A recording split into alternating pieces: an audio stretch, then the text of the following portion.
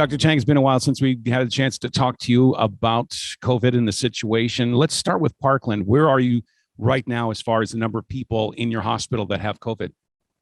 Now, we're doing better here, David. Thanks for asking. About 3.5 weeks ago, we were at about 175 active COVID patients with another 70 or 80 or so recovering, still in the hospital.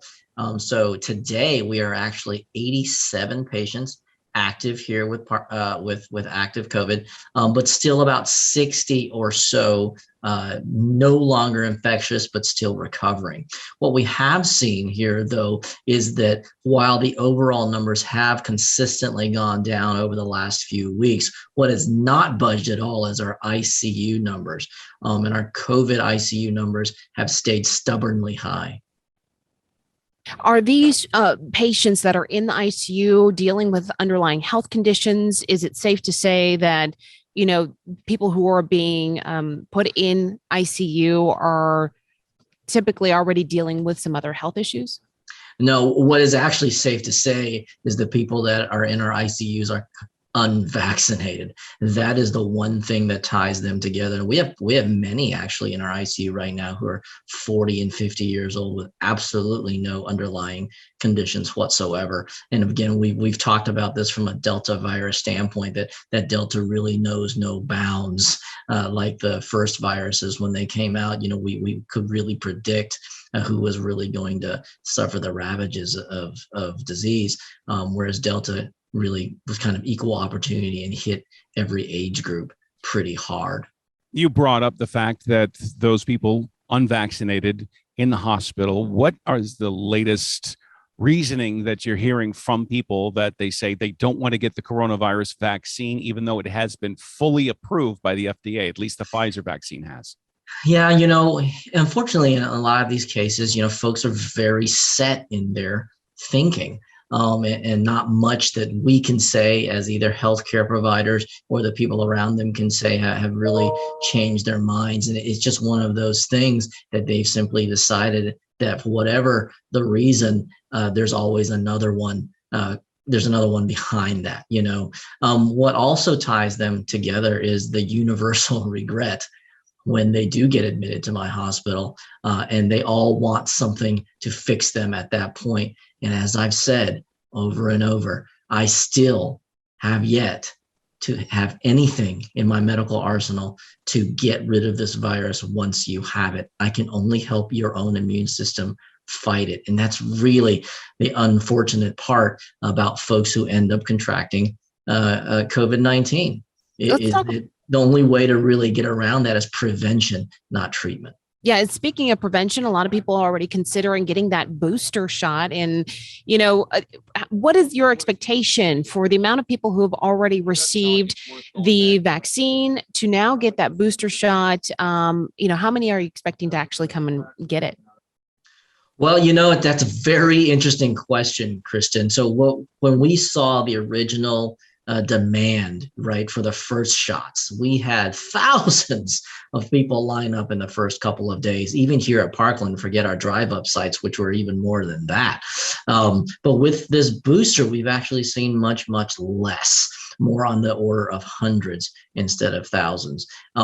We'll see as far as what the final booster numbers become, but I would emphasize, though, that does not actually worry me that much, because the data on the boosters was equivocal to begin with. As you'll recall, the FDA took a long time to come out with whatever recommendations they did. And if you actually read the recommendations closely, for most people, the booster from Pfizer is only characterized as you may get the booster. There's only very few specialized groups where the FDA and CDC have said that you should get the booster. And that is in those that are elderly, living in those communal living situations, and those with underlying conditions. Is that also a case of you're seeing only hundreds of people coming in for the booster? Is that just because people don't want to cheat or lie and try to jump in line as far as getting the booster shot?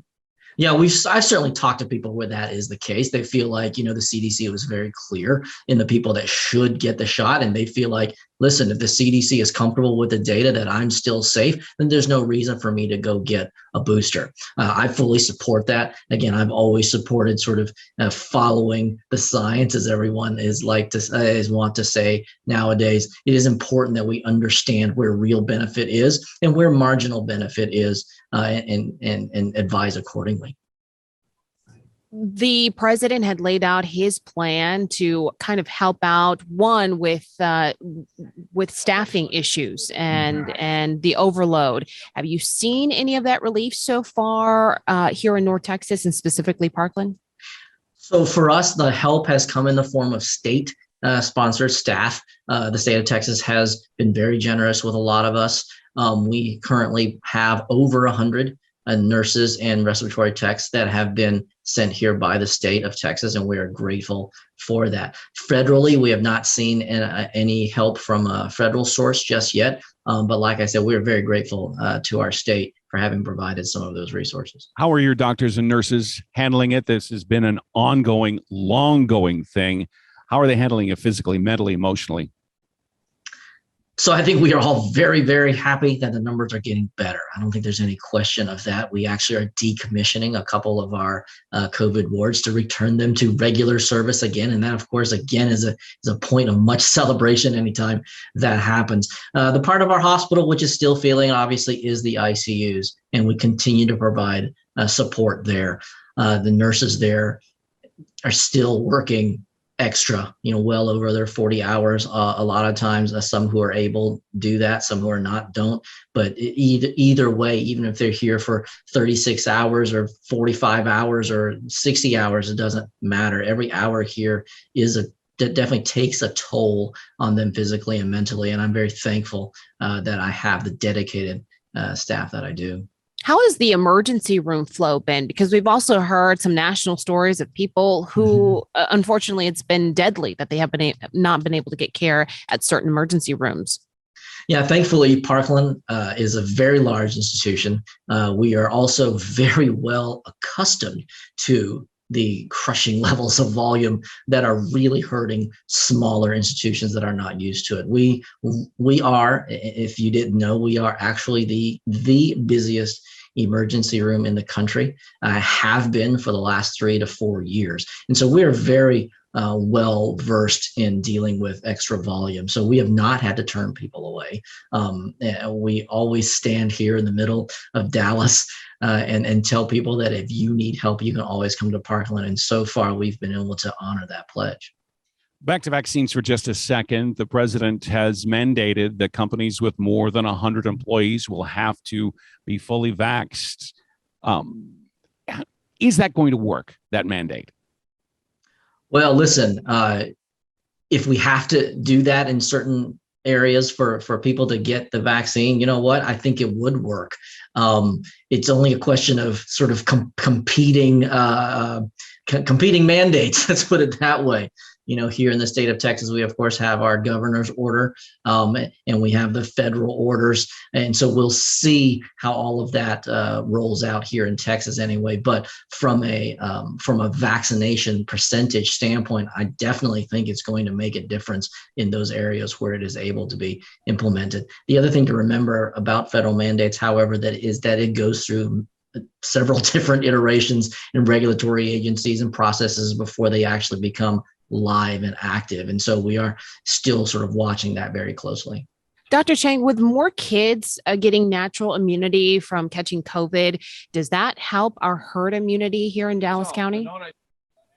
Oh, it certainly does. Herd immunity is obviously based on two factors. One is vaccination, and one is people getting the natural disease and then having some protection against reinfection. Unfortunately, in order to get natural immunity, you have to get natural disease, which means you actually get sick and run the risk of all of the obviously long-term complications of that. As you point out, fortunately, children are less likely to have those issues, but as we've well chronicled, certainly there are many children who do end up having long-term issues from that. That said, you're right, because we had such a big surge of COVID-19 among our kids when they went to school at the beginning of September and end of August. Many of them have now gotten it, and the surge is now lessening among those age groups as well. We're talking about vaccine stubbornness. There's a percentage of people that are just going to refuse to get the vaccine no matter what. But it's still kind of surprising how many people in the medical field itself are vaccine hesitant or vaccine refusers. Can you explain that? Yeah, you know, this is obviously a topic that I've thought about myself quite a bit, how to reach those individuals. You guys have heard me on the airwaves in various different modes, trying to convince everybody, including healthcare workers, to get their vaccinations for all of the reasons we've already talked about.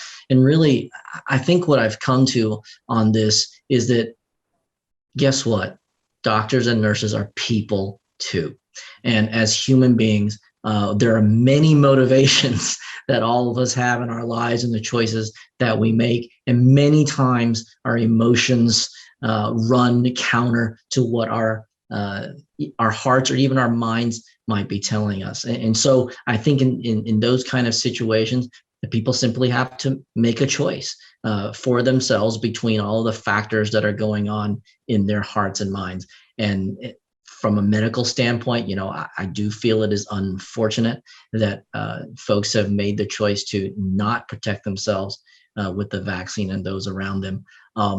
I certainly encourage everyone to do so, especially those in positions of healthcare, in that we need to protect the patients that we serve as well.